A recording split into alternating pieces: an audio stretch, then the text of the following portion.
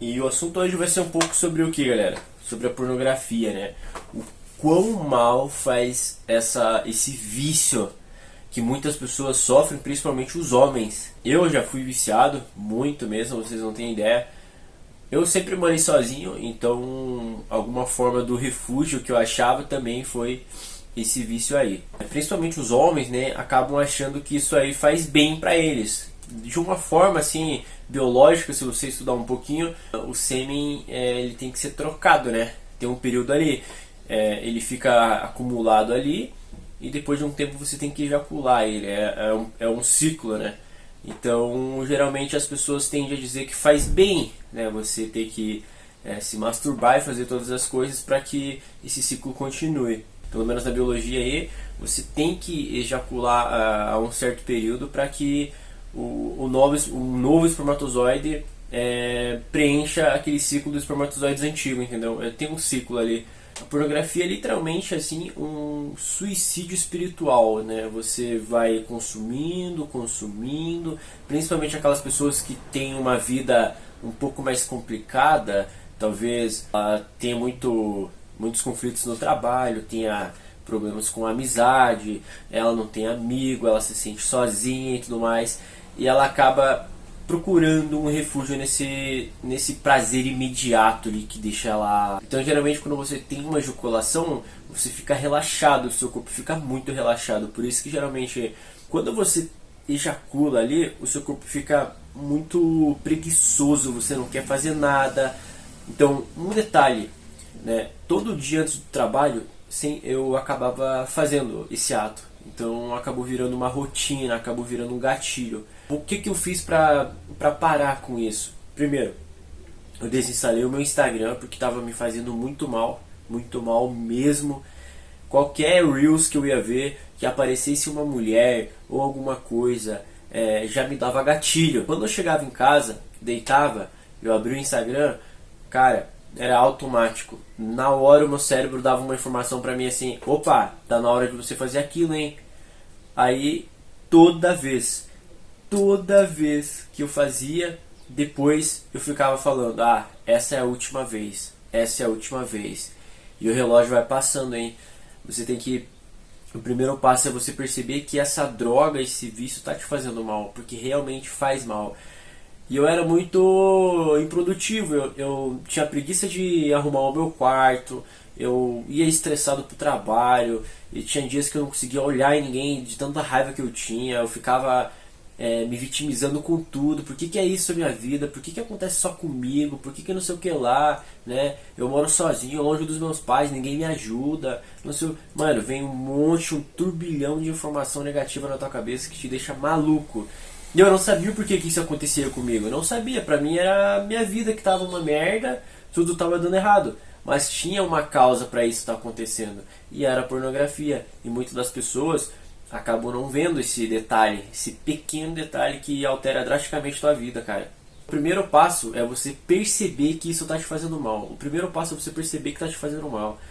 As pessoas, por exemplo, eu tive um amigo, eu jogava videogame, né? Eu tô sem computador, esses daqui são só meus monitor. Final do ano eu quero pegar um computador pra me editar meus vídeos, pra me postar pra vocês mais. Ter edição vai estar muito melhor. Eu acabo editando meus vídeos pelo celular, então acaba ficando limitado, né? Quando eu jogava no computador e tudo mais, eu acabei conhecendo um amigo virtual. Já faz uns 3 anos que sou amigo dele. E ele sempre tá se queixando da vida pra mim, sabe? Eu sempre tentei ser um amigo pra ele. E ele fala, eu acho que não tem mais ou menos uns 3 meses, mais ou menos, ele conversou comigo e falou que ele tava se sentindo muito triste, que não sei o que lá. Cara, eu tenho, tipo assim, quase certeza que essa solitude não, né? Essa solidão, esse vazio que ele tava sentindo, boa parte deve ser por um excesso de pornografia que ele tava consumindo. Eu tenho certeza, cara. Eu ainda até falei pra ele: ó, cara, talvez esse vazio que você sente, essa tristeza que você sente durante o dia, pode ser o excesso de pornografia. Se você abandonar isso, aí é óbvio que se você falar isso para um amigo ou um cara, ele vai falar que não é viciado. Todo viciado fala que não é. Então ele acabou falando pra mim: nossa, mas eu nem vejo, nossa, não sei o que lá, cara, mas não faz sentido. Se você ficar um mês sem pornografia, você automaticamente já dessexualiza seu cérebro.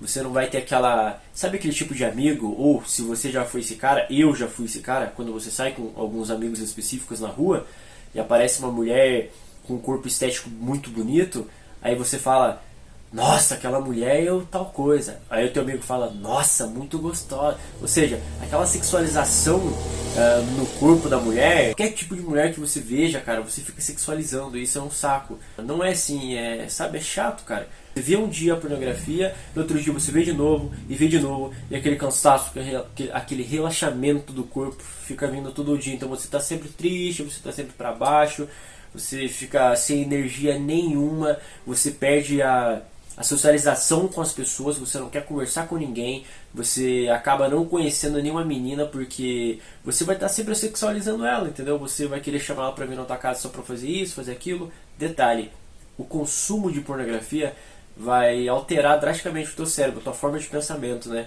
O teu cérebro não sabe identificar se você está real com uma mulher ou não quando você está vendo pornografia. Então, se uma mulher vir, se você consumir muita pornografia, o teu cérebro vai ficar programado para você sentir prazer só vendo vídeos, entendeu? Porque a pornografia é ilimitada, né? Tem 1 milhão de vídeos que você quiser, sobre o que você quiser.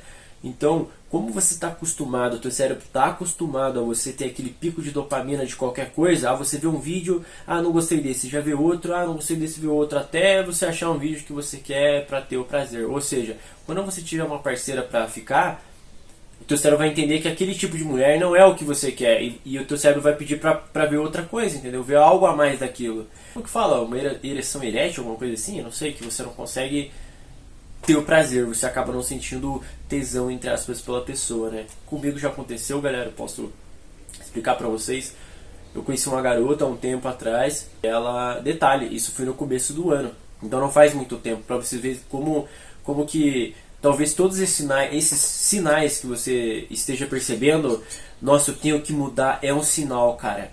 E nunca é tarde, sempre dá pra você mudar, é só questão de você resistir à abstinência sobre tudo, entendeu? Eu, cara, passava pela sempre quando o máximo que eu tinha conseguido ficar foi mais ou menos umas 2 semanas. E vinha aquela abstinência, aquela vontade, e o meu cérebro me sabotando, falando, vai cara, só uma não vai ter problema, né? Aí eu fazia uma, no outro dia eu fazia outra, quando eu menos percebia eu já estava todo dia naquele ciclo infinito e eu voltava ao padrão.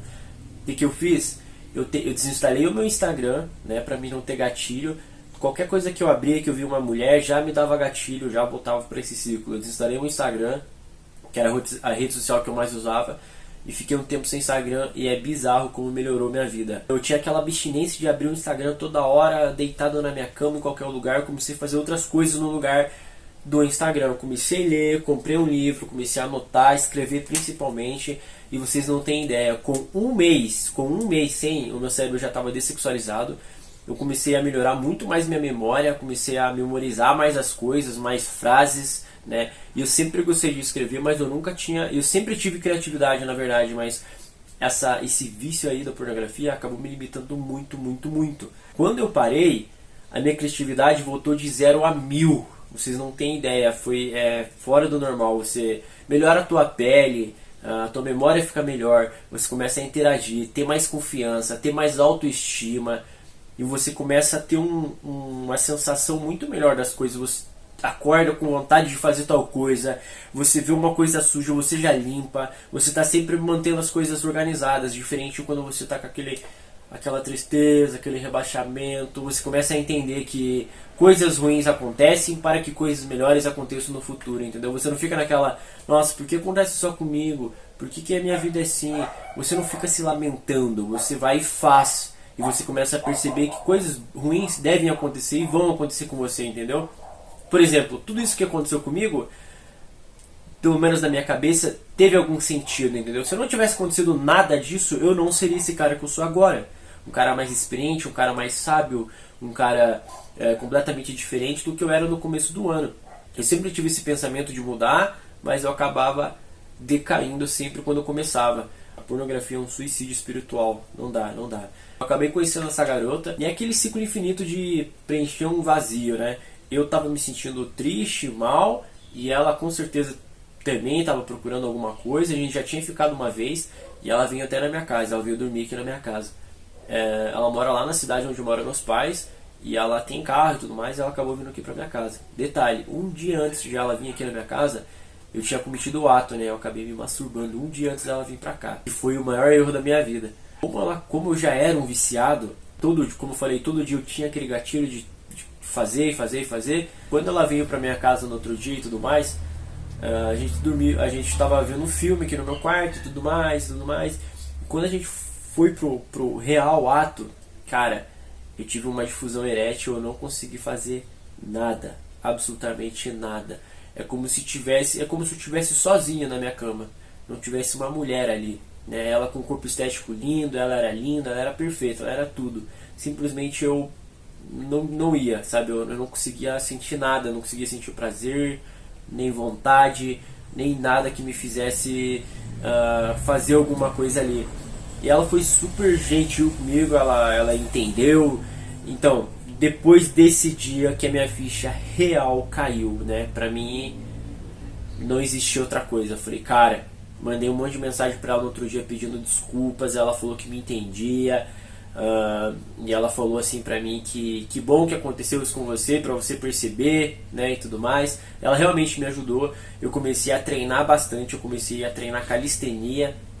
Eu comecei na calistenia, comecei a correr todo dia.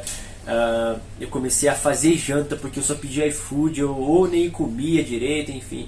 Comecei a fazer arroz, feijão, salada, comecei a comer bem, proteína.